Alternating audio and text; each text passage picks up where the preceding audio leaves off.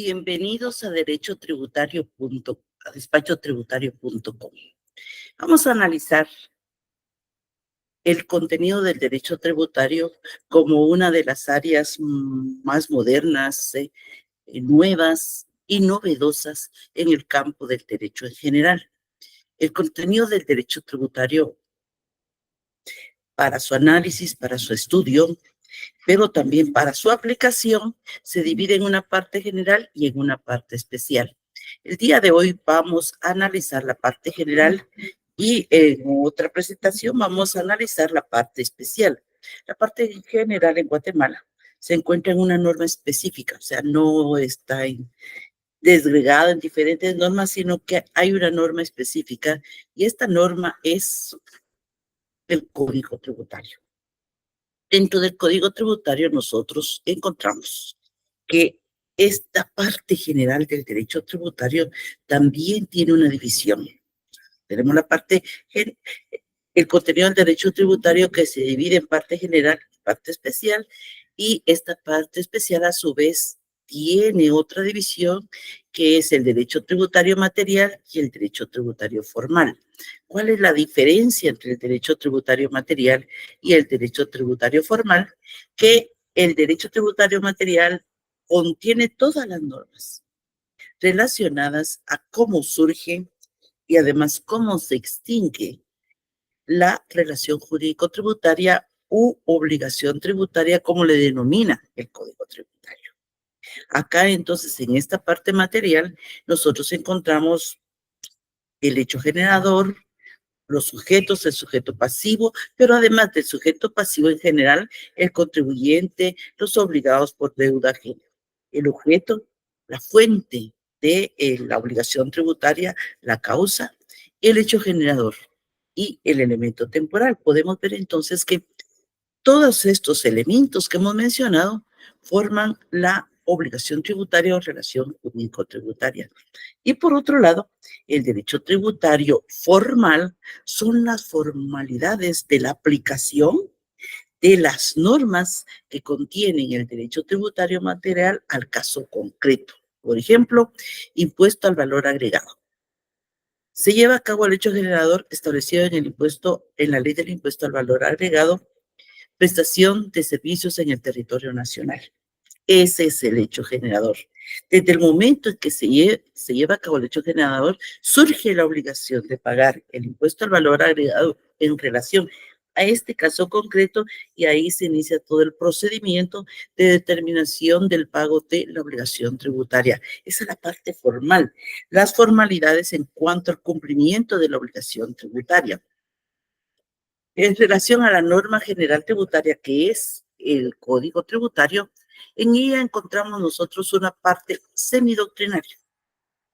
Le denominamos semidoctrinaria porque en ella, en esta primera parte del Código Tributario, encontramos conceptos o definiciones de las diferentes instituciones tributarias y que nos sirven a nosotros. Sea que usted sepa mucho de tributos, o sea, que está empezando a aprender, o sea, que no sabe por el momento nada, solamente que tiene que pagarlos, acá va a encontrar las respuestas a muchas de las interrogantes que se le pueden presentar. Por ejemplo, ¿qué es tributo? Muchas veces nos podemos preguntar en un determinado momento, ¿pero qué es tributo? El Código Tributario nos responde que son prestaciones comúnmente en dinero. Podríamos decir entonces que pueden de otra forma que no sea el dinero cumplirse con la obligación tributaria. El Código Tributario lo deja abierto, pero he de decir que en Guatemala no hay otra forma de pagar los tributos si no es por medio de el dinero, o sea, monetariamente pecuniario. Que el Estado exige en ejercicio de su poder tributario que deviene del poder imperio que le hemos otorgado todos los ciudadanos del país a el Estado en general, a las instituciones estatales, con el objeto de tener recursos muy bien para el cumplimiento de sus fines. O sea, ¿por qué? Porque los tributos es el más importante recurso con el que cuenta el Estado para cumplir con sus fines, o sea, el gasto público. También vamos a encontrar qué clases de tributos son los que se encuentran legalmente instituidos en nuestro país, que vienen del artículo 139 de la Constitución, se desarrollan en el Código Tributario y son los siguientes: impuestos, arbitrios, contribuciones especiales, de la que es parte de contribuciones por mejoras. Podemos observar que aquí no encontramos nosotros como un tributo las tasas, porque las tasas no fueron contempladas por el constituyente en la Constitución de Política de la República como un tributo. Eso no quiere decir que no lo pueda cobrar el Estado, pero no es un tributo. Y de ahí que no tiene que estar determinada en una ley una tasa, sino que se puede modificar constantemente. Y por último, que no es lo último que tiene el Código Tributario, sino que también tiene otras instituciones tributarias, el hecho generador. El hecho generador es importante para todos nosotros porque ahí se está tipificando, es una hipótesis legal que está tipificada en las normas que da como surgimiento en el momento que se lleva a cabo al cumplimiento de la obligación tributaria. Pero, ¿qué nos dice el Código Tributario en relación al concepto del hecho generador? Dice que además se le puede denominar hecho imponible, o sea, le da ese sinónimo, y dice que es el presupuesto establecido por la ley, o sea, esa hipótesis que se encuentra en la ley, ese presupuesto que desde el momento en que se va a llevar a cabo, que se lleva a cabo, se pone en movimiento toda la maquinaria tributaria del país.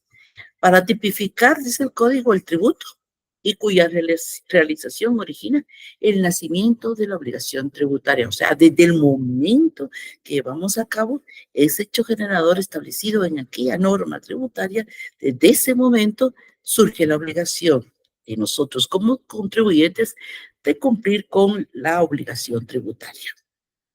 También encontramos en el Código Tributario como parte del Derecho Tributario General las infracciones tributarias. Acá se determinan todas las infracciones tributarias, pero también en el artículo 75 encontramos cómo se extingue la responsabilidad en relación a las infracciones. Ojo, porque acá estamos analizando sobre las infracciones, no sobre los delitos. Recordemos que el Código Tributario establece infracciones y sanciones administrativas. El Código Penal establece los delitos y las penas. ¿Cómo se extingue esa responsabilidad que tiene el contribuyente en relación a infracciones y sanciones? Por muerte del infractor, exoneración o condonación, prescripción y los demás casos contemplados en el artículo 55. Bueno, muerte del infractor, obvio, ¿verdad? Muere el infractor, pero ojo, nos referimos a las infracciones y sanciones, no al pago del tributo en sí. El pago del tributo no se extingue por la muerte del infractor, sino que solamente la responsabilidad en relación a las infracciones y sanciones tributarias. La exoneración y condonación, recordemos que, de acuerdo a lo que establece el artículo 183 de la Constitución, literal R, podemos acudir con el presidente de la República a que nos exonere como contribuyentes del pago de las infracciones a la que todo contribuyente se ha hecho acreedor cuando no ha cumplido con sus obligaciones tributarias en el tiempo establecido en la ley. La prescripción, que sabemos que es la extinción de una obligación por el paso del tiempo. O sea, es una forma en que se extinguen las infracciones tributarias después de que han pasado 4 años. La SAT no ha reclamado y nosotros tampoco hemos cumplido, pues ya no se nos puede reclamar porque prescribió de acuerdo al artículo 147 del Código Tributario general para todos los tributos. Esta extinción es general para todos los tributos. Y los demás casos contemplados, dicen el artículo 55, que se refiere a la incobrabilidad. ¿Cuándo es incobrable una ley tributaria?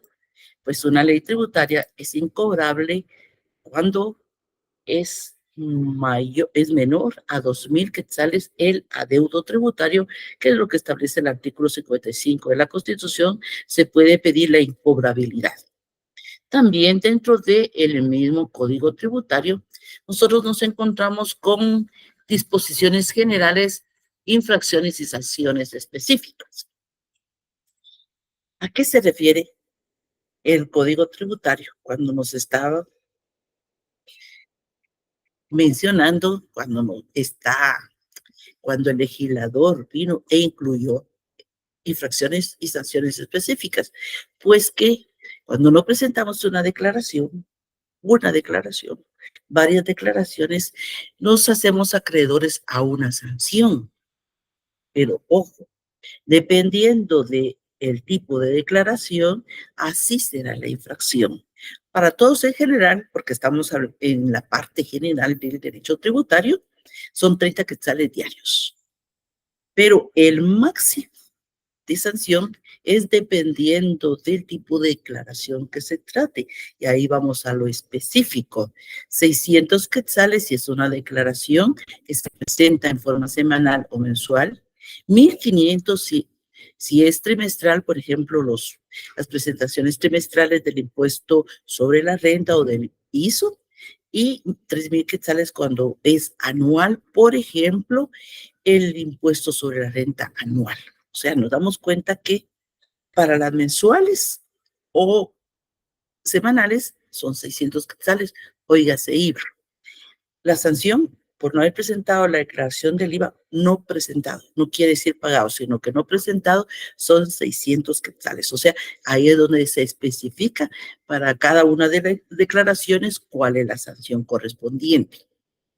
Dentro del mismo Código Tributario tenemos también como la cuarta parte en que se encuentra dividido en la generalidad del Código Tributario es el procedimiento ante la administración tributaria, o sea, ese procedimiento administrativo que establece el mismo Código Tributario para que el contribuyente, si se encuentra con una situación específica, haga valer su derecho de defensa por medio de, primero, el recurso de revocatoria, pero hay otros remedios dentro del Código Tributario que no es solamente el recurso de revocatoria y es la enmienda y la nulidad. Esta no está contemplado dentro de la norma como un recurso, pero sí, en la práctica es un medio de defensa. Le podemos denominar recurso, le podemos denominar remedio, pero es sí un medio de defensa que otorga el Código Tributario para que el contribuyente pueda hacer valer sus derechos. La enmienda y la nulidad se encuentran las dos en el artículo 160, porque el procedimiento es el mismo, pero no es el mismo el resultado, porque nosotros vamos a solicitar la enmienda o de oficio lo va a hacer la SAT cuando se hubiera incurrido en defectos de procedimiento, defectos o omisiones de procedimiento nada más. Ahora, cuando hay un vicio sustancial, será la nulidad. El procedimiento, como repito, es el mismo, sin embargo, lo que se persigue es diferente, porque mientras en uno se persigue que se enmiende un defecto, una omisión, en el otro se pide que se anule, o sea, que quede sin efecto porque ha existido un vicio sustancial. ¿Cuándo es que nosotros vamos a interponer la nulidad? Cuando nosotros establezcamos que hay un vicio sustancial, o sea, una violación a los principios constitucionales de la tributación, como puede ser el derecho de defensa que no se haya cumplido. Es eminentemente constitucional. Y podemos nosotros entonces interponer la nulidad cuando no se nos ha notificado una resolución por parte de la Superintendencia de Administración Tributaria, cuando la determinación está con errores de procedimiento porque nos están cobrando más, están afectando nuestro principio de capacidad de pago. O sea que en este caso, dependiendo entonces de lo que haya sucedido en el procedimiento administrativo, vamos a interponer enmienda o nulidad, dependiendo del efecto de la acción de la Superintendencia de Administración Tributaria. Y ojo, siempre y cuando no proceda el recurso de revocatoria. Si procede el recurso de revocatoria, no podemos interponer enmienda y nulidad. Y por último, dentro del mismo Código Tributario encontramos la parte jurisdiccional. Tenemos la parte procedimental administrativa y después la jurisdiccional. Dentro de esa parte jurisdiccional que contempla los principios de algunos procesos jurisdiccionales, encontramos con el recurso de lo contencioso administrativo, casación, procedimiento económico coactivo. En relación a la casación es solamente un artículo porque ahí vamos a utilizar el Código Procesal Civil y Mercantil en relación a la casación en materia tributaria. También contempla las medidas de garantía y precautorias, o sea, todas las medidas de garantía y precautorias que puede solicitar la SAT en el proceso económico coactivo. En relación al contencioso administrativo, tenemos varios artículos que se refieren al diligenciamiento del contencioso administrativo en materia tributaria, porque recordemos que existe una ley de lo contencioso administrativo para la generalidad, pero aquí vamos a la especificidad de la materia tributaria. ¿Cuándo procede y el plazo de interposición?